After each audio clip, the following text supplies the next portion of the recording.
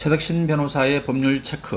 오늘은 모처럼 초상권에 대해서 간단하게 말씀을 좀 드리고자 합니다. 초상권 침해. 이 초상권은 자신의 얼굴 그 밖에 사회 통념상 특정인임을 식별할 수 있는 신체적 특징에 관해 함부로 촬영되거나 그림으로 묘사되지 않고 공표되지 않으며 영리적으로 이용되지 않을 권리를 의미합니다. 함부로 촬영되거나 그림으로 묘사되지 않고 공표되지 않으며 영리적으로 이용되지 않을 권리, 이것을 초상권이라고 한다는 거죠. 초상권은 헌법 제10조 1문에 따라 헌법적으로도 보장되고 있는 권리이며 함부로 공개되지 않을 소극적인 권리일 뿐만 아니라 자신에 대한 정보를 자율적으로 통제할 수 있는 적극적인 권리도 포함합니다. 그러므로 초상권에 대한 부당한 침해는 불법행위를 구성하고, 위 침해는 그것이 공개된 장소에서 이루어졌다거나 민사소송의 증거를 수집할 목적으로 이루어졌다는 사유만으로 정당화되지 않습니다. 초상권이 침해된 두 사례를 한번 살펴보도록 하겠습니다. 최근 검사 스폰서 사건으로 세간의 화제가 된 사업가가 구속영장 집행 과정에서 검찰이 강제로 포토라인에 세워 자신의 초상권이 침해됐다고 주장하며 국가를 상대로 소송을 제기했습니다. 1심은 피해자가 초상의 촬영을 원하지 않는다는 점을 검찰 수사관들이 명백하게 인식했다고 인정하기 부족하다는 이유로 패소했습니다. 그러나 서울고등법원에서는 국가가 1,000만 원을 지급하라고 원고 패소한 1심을 취소하고 원고 일부 성소 판결을 내렸습니다. 재판부는 중소기업을 운영하는 사업가로서 어떠한 의미에서도 공인 또는 공적 인물이라고 볼 수 없고, 이미 구속영장이 집행돼 공개 수배 및 검거를 위해 신상을 공개할 필요가 있는 경우도 아니기 때문에 신원 공개가 허용되는 예외 사유에도 해당한다고 보기 어렵다면서 초상권을 침해한 것을 인정한 것입니다.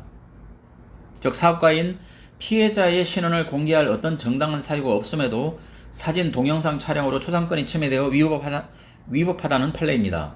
그런데 이번에는 초상권을 침해했지만 위법성이 조각된 또 다른 사건이 있었습니다. 아파트 입주자 갑이 아파트 단지 내에 현수막을 게시하는 중에 다른 입주자 을로부터 제지를 당하자 을에게 욕설을 하였는데 위 아파트의 부녀회장 병이 말다툼을 하고 있는 갑의 동영상을 촬영하여 입주자 대표회의 회장 정에게 전송하였고, 정이 다시 이를 아파트 관리소장과 동대표들에게 전송한 사건이 발생했습니다.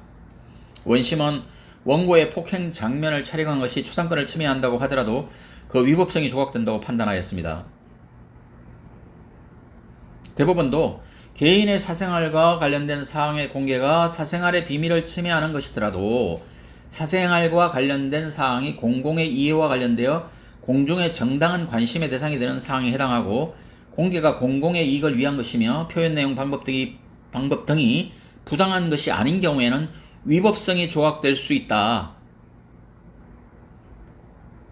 이렇게 밝혔습니다. 또한 초상권이나 사생활의 비밀과 자유를 침해하는 행위를 둘러싸고 서로 다른 두 방향의 이익이 충돌하는 경우, 이런 경우 이익 형량을 통하여 침해 행위의 최종적인 위법성이 가려진다고 하였습니다. 그러면서 원고의 폭행 장면을 촬영한 것이 초상권을 침해하였지만 위 촬영 행위는 형사 절차상 증거 보존의 필요성, 긴급성, 방법의 상당성이 인정되므로 사회 상규에 위배되지 않는다고 판단하여 비록 초상권에 해당하는 구성요건에 해당하는 범죄 구성요건에 해당되지만 이것이 사회 상규에 위배되지 않는 정당 행위로 위법성이 조각되어 범죄가 성립되지 않는다고 보는 것입니다. 초상권은 헌법에서 유래한 권리로 누구도 함부로 촬영되거나 묘사되지 않을 권리가 있고, 만일 초상권이 침해를 받을 경우에는 피해자는 손해배상을 받을 수도 있습니다. 피해자는 손해배상을 청구해서 배상을 받을 수도 있습니다. 하지만 초상권을 침해받은 사람이 공적인물이거나 초상권의 침해가 공동의 이익 등 공공과 관련되어 사회상규에 위배되지 않는다면 위법성 조각사유에 해당되어 범죄가 성립되지 않는다. 따라서 위법성이 조각될 수 있다라는 판단을 한 것입니다. 이상입니다.